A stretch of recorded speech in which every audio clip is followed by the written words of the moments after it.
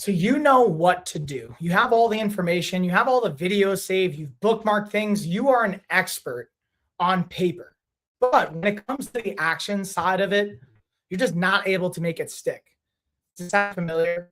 I know I've been at this stage in a variety of different interesting areas and in different categories where I could go through if I'm building a new project, setting up my shed. I have a variety of things, but when it comes to your health, you may be feeling something similar.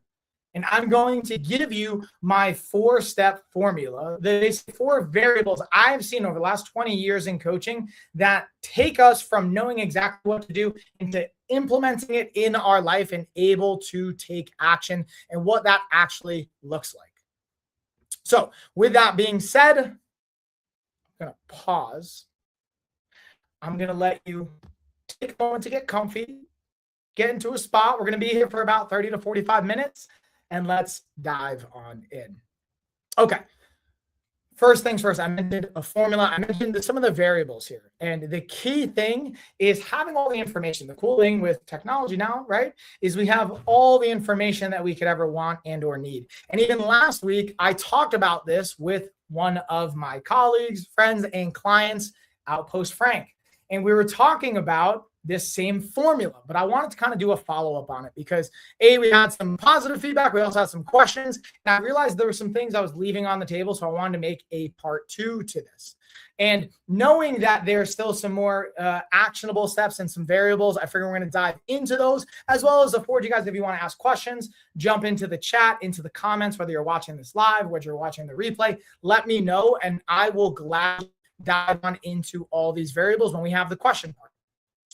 And foremost, let's get into the reality of it. Again, to highlight, we know what to do. You know what to eat. You know how to eat better. You know to move more. You know to get more sleep. You know all of these key pieces.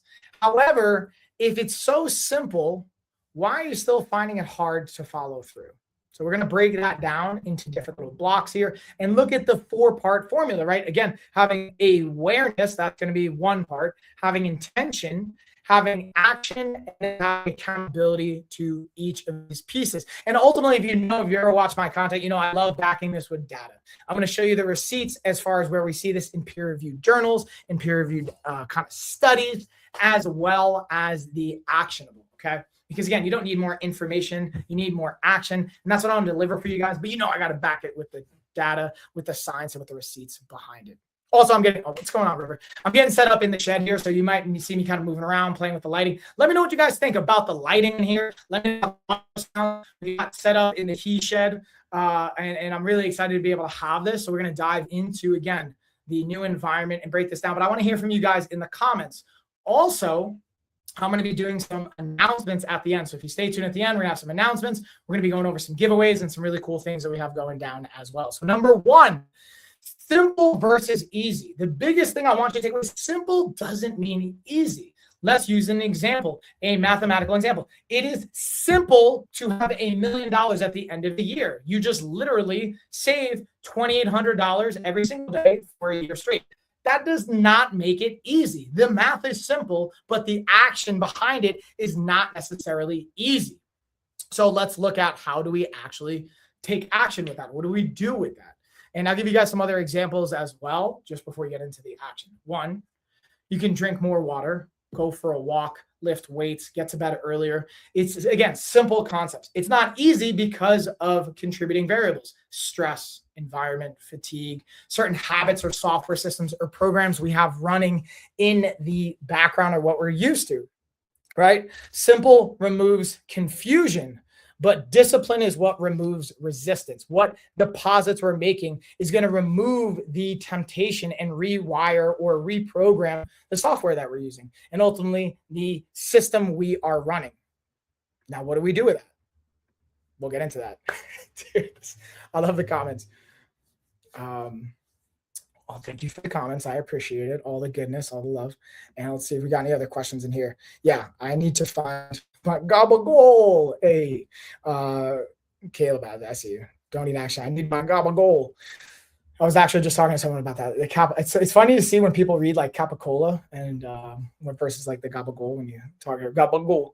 But yeah, let's dive into this, what are we gonna do with all this. So cool. Simple doesn't mean easy. Great. not only the reason I'm pointing this out is to not just make you feel better. Okay, what do we do with this? If simple doesn't mean easy, we get to focus on what makes it go from challenging to easy. This as much as possible. And it's removing resistance. If we know resistance is the issue and discipline is going to get us over that resistance, why don't we also just lower the resistance as much as possible? We'll get into what that looks like. So, and that's where looking at the formula breakdown, looking at our 4 checkpoints here. But I kind of, what are some things, I'm going to ask you guys in the chat and in the comments, what are some things you struggle with right now? It's simple, but it's not necessarily easy for you to implement. Is it trying to, again, adjust your nutrition? Is it getting to bed earlier? Is it maybe adding in a planner to your life to stay organized? Is it meditating? Is it exercise? What is that thing? I'll give it a minute or two here, see if you guys have any like comments or specific things I can go off of. And if not, don't worry, I've got you. I'm going to riff off of it either way, but I like to offer some specific and direction where it's helpful. Play the TikTok, or not the TikTok, the Jeopardy theme song here. It goes do do do do. The clock is ticking, as it were. All right, so we got that. Doesn't seem like we have any specific things that are jumping out for peeps. That's okay. I know that we can relate in a variety of components when it's coming to creating habits. So let's look at, again, this formula breakdown. I talked about it last week, and I want to break it down again for you guys and look at each piece and why it's impactful and some of the data behind it. So number one, we have awareness, okay? This is the knowledge stage and step. If we don't have that knowledge in the first place, we don't have anything to take clear intention and action on. So it's helpful to collect those videos, to have insight. That's why you have a coach or a professional, but you can do it yourself.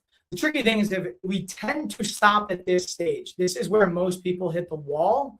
And even if they do take action, they run into walls that we'll get to around that. So again, you know that eating healthy is going to be good for you. You even know what healthy food is. You know not to eat processed stuff. You know these strategies. You know to exercise more, get more sleep. But it's not just the awareness alone that's going to create change and transformation. It's having that awareness combined with action, and even, again, intentional action, because awareness by itself is just entertainment. It's just another thing you saved in your reels. It's another thing you bookmarked that you're going to say you're going to go back to that you don't. And even if you do go back to it, you're not doing anything with it. So again, having a podcast is great. Watching this video is great. Watching and bookmarking our workout videos, that's great. Reading the books, that's all great. But we need to follow it with action and implementation.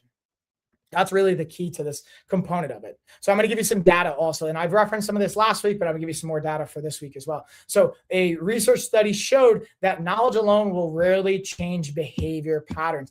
Behavior studies are showing that education increases awareness, but oftentimes fails to change the actual habits without environmental support. And that's, again, when we think about environmental support, it's going to have intentionality and action. Meaning, hey, I'm going to have a visual cue in my environment, or I'm going to add an environment where I can work out. I'm going to have a space that I'm going to add equipment. I'm going to add the resources that I need. And that's from, again, behavioral science and health education. So looking at, yes, we can have the knowledge, we can have the awareness, but we need to alter our environment, and we need to ultimately be able to have a clear intentional action step that we are taking. So let's look at the intention component that we talked about. This is where people say, I want to get healthier. Cool, we have an intention. You not only know what to do, but you now have the intention of what to do with it. But a lot of times intention can be vague and isn't really clearly specified, is not enough. For example, what might be a more vague intention is, I want to lose weight. A refined version of that is, I will train 3 times this week for 20 minutes. Body exercises or resistance bands, or with a workout program, fitness.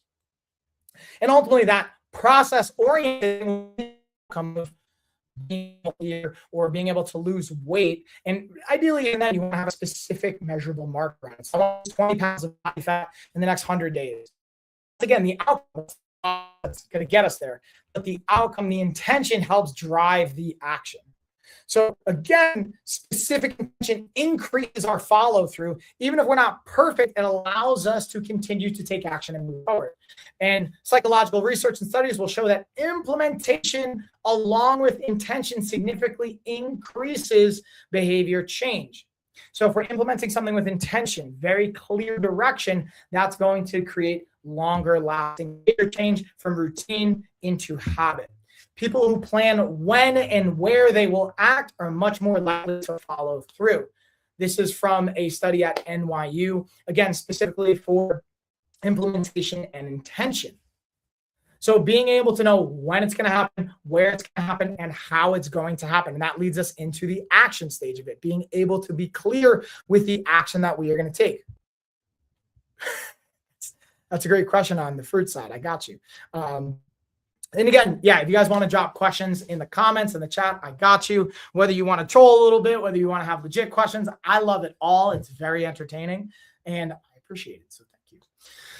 All right, so we got the first two steps. One, we got awareness. That's the knowledge stage. Two, we have intention. And if we think about this in the health coaching steps of it, the theoretical model of change, we're going from pre-contemplative to contemplative stages of change. We haven't even thought about it yet. Now we're starting to think about it. We're collecting information. Now we're going to start to take some action on it. We're getting into that planning stage of it and getting into the action stage thereafter. And with that being said, that's the third part of the formula is action. This is where, honestly, most people are going to fail if they even get to this stage. A lot of times we just stop at the awareness stage, the knowledge stage. So being able to make it even to the action part is huge. Let's even say you do a New Year's resolution, right? You want to lose weight, or you want to start exercising, or you want to quit smoking, or whatever the thing is. This is where most people fail and they hit the most friction. But being able to understand the resistance around this friction is the key component we're going to learn and leverage from an action as well as an accountability stage. So let's give some examples of this. So when we come with friction, it's usually, I don't have the time. Really, you don't have bandwidth, but let's just say the time thing. I don't have the time. I'm too stressed out. I just can't do it. I'm overwhelmed, which these are all, again, these are legit things I've heard and I've even experienced myself. The environment doesn't work out. There's friction of, I don't have the time to get to the gym. The gym's too far away. The store's too far away. It doesn't line up. It's not convenient enough. The easier you make the action, the more consistent you will become and the less resistance you will feel. So we'll get into, again, even tools around that. And I'll get into the second part of this, but being able to be aware, you want to lower the friction. Again, this goes back to, yes, knowledge, but okay, what do we do to lower the friction? That's the action step, okay? Here's what we do. You look at your life and you just be honest with yourself. This is the first thing I want you guys to just do, honestly, is let's be real. You can watch these videos and say, oh, you know what? I should work out for an hour every other day or whatever. You're not going to do that. Let's be real. And if you are, great. You're probably not in this arena. Start with what's realistic. I invite people to start with the first 3 to 5 minutes. And you might even say 3 to 5 minutes doesn't really feel worthwhile. But guess what? 3 to 5 minutes is doable for all of us. So start with that. Start with the first 3 to 5 minutes, because then that takes away time. Hopefully that takes away stress. It takes away a decision fatigue. It takes away some of these key friction points, because you'll have enough time for 3 minutes. Let's be real. You have enough time for that. And it shouldn't be stressful because you have a very clear plan that I'm going to lay out for you, or your coach is going to lay out for you. So again, that's where we make it easy. We stack things on top of already existing habits. And we ideally do them at home. If we can't make it to the gym, do a home workout, get bands, get body weight, start with 10 push-ups, start with 10 squats, start with a 1-minute plank. If you can't do that, cut it down by half, keep doing it until you can do it. And then stack things on top of each other. If you have a strong morning routine, like my morning routine is I take supplements, I will make coffee, and I will journal. That's what I do every single morning. Rain or shine, I will give myself a high five in the mirror. These are basic things I stack my habits off of. So if I want to add in something new, like a new exercise routine, doing PT, I usually will add it in there. Now here's the data behind this. Habit research shows it takes, on average, we used to think it was 21 days. On average, now it's about 66 to 67 days to build a habit, not 21. And this is specifically from the University of College at London. And the point to this is knowing that, hey, if I'm expecting myself to have a habit in 21 days and I don't, I might throw up my hands and say, I'm a failure. I'm going to stop taking action. But if you know it's going to take twice as long as that, you know that you can iterate and refine this. So be patient with this component. This is the most important part. This is where people fail. They don't stick to it long enough. They do two things. They make it too hard and they don't have enough patience with it.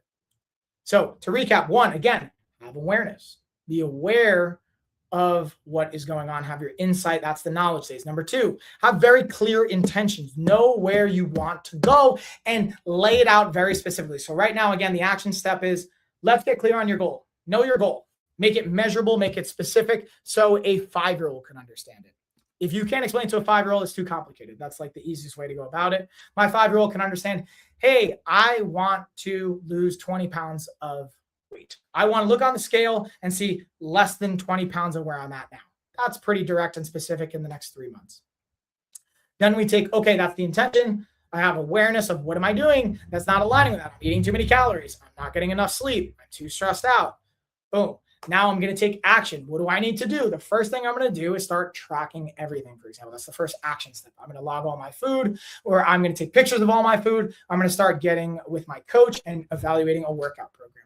And then I'm going to add the last layer, which is accountability. Speaking of a coach, this is the missing multiplier, because you could do it on your own, or you could even, again, you don't even need a coach. You could literally just have an accountability buddy, a group, whatever, and make a post. But this is the missing multiplier. When people try to do everything alone, they fail for varieties of reasons, but support is such a big one. Community is such a big one. And research will show people are 65% more likely to achieve a goal when they commit to someone else or a group. So when you vocalize it to another party, whether it's online, in a group chat, in person, you are increasing your success rate by 65%. And that number jumps up to 95% when it's scheduled accountability check-ins. So when you say, hey, every Friday, I'm going to post myself jumping on the scale, or I'm going to share what my body composition is, you increase your adherence up to anywhere from 65 to 95%. That is a massive data point from Dominican University around goal accountability studies. So to recap what I just touched on, have your awareness. That's the knowledge stage. Have a very clear path and intention. That's your goal. That's the outcome you're creating. Then have a very clear action-oriented plan that you refine over time, and add in accountability, whether it's with a coach, it's a person, it's a loved one, it's online, it's social media, it's trolls in the comments, it's whatever you want it to be, but you're putting it out there. That is the key step that's going to increase your success anywhere from 65 to 95%. That's a crazy data point. And then ultimately the results. Results are going to come from consistency, not intensity. So you're not going to come out sprinting for 2 weeks and expect results. I mean, you can, but that's not going to be sustainable. That's why knowing it's going to take at least 2 months is impactful, so we can reframe our approach. For anyone that's ever run any kind of race, this is the classic thing they tell you: don't come out too fast. I've done that before in a half marathon. Came out way too fast, running a sub 8-minute pace when I was trying to keep a 9-minute pace, and I burnt myself out at the end. So be able to understand we're playing the long game, the sustainable game here. So what that means is don't overestimate what you can do in the next 2 weeks. Be mindful of what you can do in the next 6 months. And that's where people underestimate what's possible. A great expression, I think it was Alex Hormozi, is people overestimate what they can do in a year and they underestimate what they can do in 10 years. Play the long game, play the infinite game. There's a great book one of my coaches, Eric Uras, gave to me a while ago called The Infinite Game. If you were living forever, you could play the infinite game. Life was always going to go on. How would you approach it? You wouldn't have a time issue because you would have forever, basically. What's up, Johnny boy? I see you, dude. Let's just check the comments here really quick. See you got questions. What? You can't hear me? All right, that's good to know. Let's check. How's that? All right, there we go. So let's break down this a little bit more. So we got the basic formula. Now let's understand, where does the formula potentially fail? We're going to run some roadblocks. Stress is going to be the number one culprit. This is something I've talked about in prior podcasts and prior episodes and prior pieces of content. The impact of stress, whether it's for our brain chemistry, for ADHD, for our neurodivergent peeps, for our neurotypical peeps, it doesn't really matter. Stress is going to impact your logic-oriented brain, as well as your ability to stay rational and fight impulses. So you're going to be more impulsive the more stressed out you are. So cortisol, our stress hormone, rises, our decision-making capabilities plummet, and also our ability to control our impulses plummets. So we're going to be more impulsive. We're going to be less rationally decision-making. So that's what's going to lead you to maybe having ice cream at 2 a.m. So what do we do with that? Cool, I know I'm stressed. What do I do? That's the question, right? And there's a variety of things you can do. But realistically, it's being able to do something that brings you joy 9 out of 10 times. If you can do more joyful-oriented activities, you will be less stressed. I'm oversimplifying it to a degree, but that's a key thing. focus on where there's stress in your life. And then we can start to actually do something about the stress. We can start to come up with a formula on how we have a plan of attack. Because even with myself and my coaching team and our medical director and our entire staff, we don't just look at our health goals in a vacuum of like, okay, calories in, calories out, exercise, sleep, that's it. We consider life. Do you have kids? What is your work schedule like? What's your commute like? What's your day-to-day? What time of year is it? What are some things that you're dealing with? What are some identities you have around yourself that we may have to influence or work through? These are all things that contribute to stress. And again, the narrative we're telling, the story we're telling about ourselves. Okay, so now let's pause here. I'll see again if we've got questions, and I'll dive into our systems versus motivation. If you rely on motivation, you're going to just fail. Ultimately, that's the simplest way I can put it. We don't rise to the motivation that we have. We fall to the levels of our systems. This is obviously a play on a particular quote, but the key there is, again, if you're aware of it, having systems so that you don't have to just solely rely on motivation. Just going back to that math analogy of, okay, I want to have $1 million at the end of the year. If you're saying, all right, I'm going to work on motivation alone, we just basically need $2,800 a day for 365 days. You have $1 million. Now, again, that's simple. That doesn't make it easy to make $2,800 a day or save that amount. But if you're relying on motivation, you might only do that every so often. If you have a system in play that automatically does it, or you default to, it becomes less resistance oriented. So motivation can be the catalyst. It can start things. It can be an initial part, but it doesn't sustain transformation. Systems are going to sustain transformation. And let's just go over some, what is the system in this example, right? Having scheduled workouts on a weekly basis, being able to have meal prep and planning, being able to have accountability partners and meetings and check-ins, being able to have ways we measure and track progress, and ultimately having a coach. Again, you don't have to have all of those things, but let's be real. Those are all, when we combine, going to give you more success. You don't rise to the level of your motivation. Once again, you fall to the level of your systems. If there's one thing you take away, it's that. And the action step is to start implementing your system. If you don't have a system, create the system. That's what all this knowledge that you're looking for should help you integrate into your life. And if that feels overwhelming, pick one thing. The one thing I would recommend is find someone you can check in with on a daily and weekly basis. If you can do that one thing, you'll increase your success rate by 60 to 90% based on the studies that I am referencing here.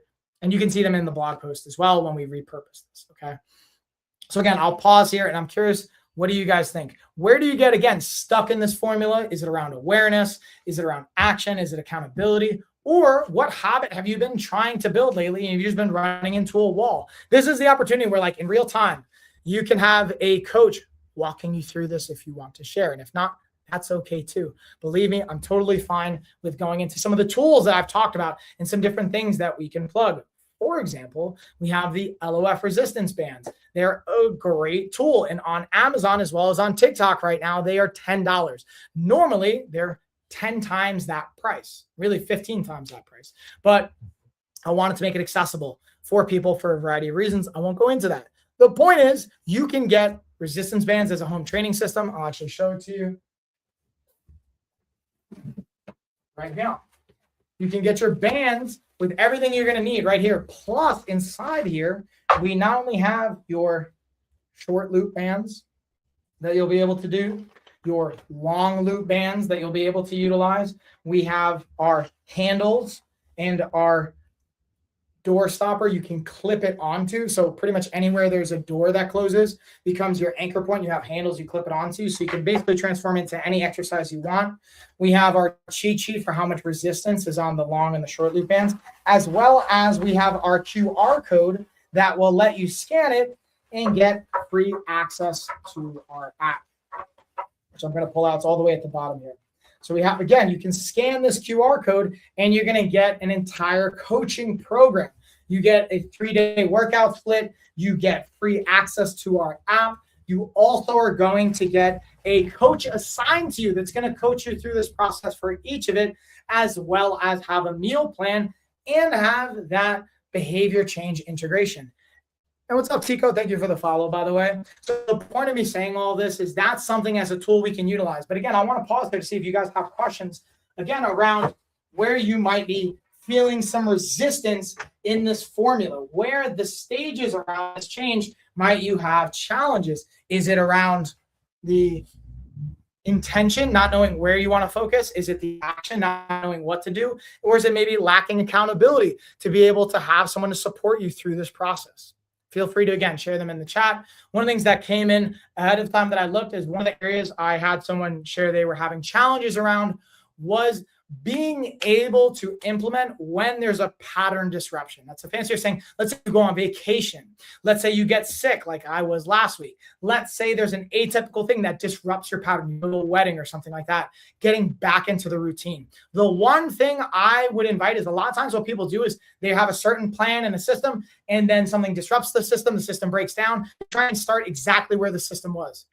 That's where you're going to potentially fail because you're putting stress under a system that's not fully adjusted. So go back one checkpoint, go back one step. For example, if you are working out 3 days per week for 60 minutes at the gym, you get back, go back to starting with either a home workout 3 days a week for 30 minutes, or go to the gym, but do a 20 to 30 minute workout 2 days a week instead of 3 days a week.